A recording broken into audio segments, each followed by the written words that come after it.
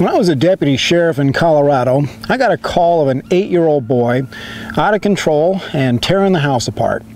When I arrived, I found a young mother standing out in the cold rain with her 4-year-old daughter.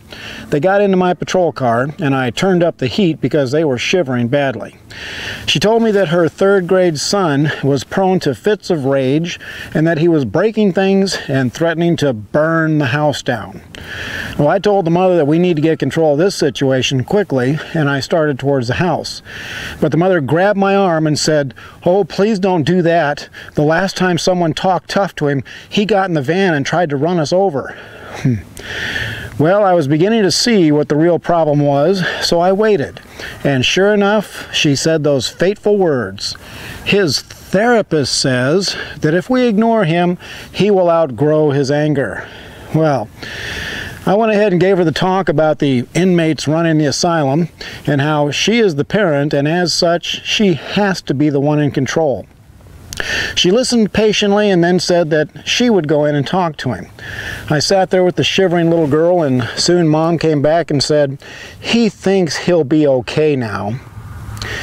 I never did speak with the boy. The mother was too afraid of what the boy would do if confronted about his behavior. I drove away knowing that that mother, with the help of that therapist, were creating a monster that society would one day have to deal with. Well, here's a Wild Bill bullet of truth for parents. Some people who call themselves therapists are just plain stupid. I suspect that the young man who assassinated an entire kindergarten class at Sandy Hook Elementary was raised on therapy rather than proper parental guidance and discipline. Did a therapist once recommend ignoring his rage because he would outgrow it someday? Psychobabble and drugs are a poor substitute for good parental guidance and discipline.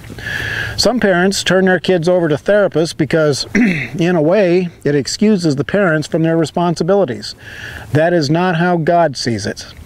I also saw a lot of parents who failed to discipline their kids because they wanted to be liked by their kids.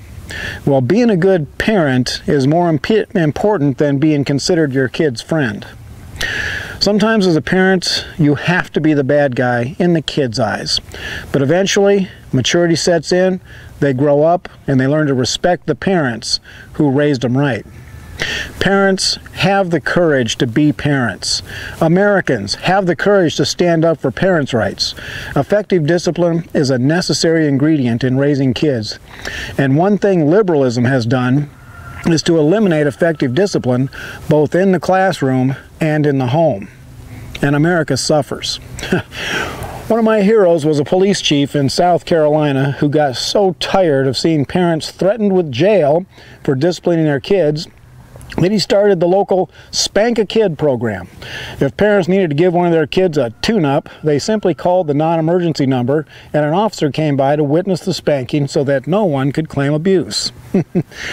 American parents need to reject liberal meddling in their families. Kids need unconditional love, parental guidance, and consistent discipline. This is Wild Bill for America. Thank you for watching, and God bless America again.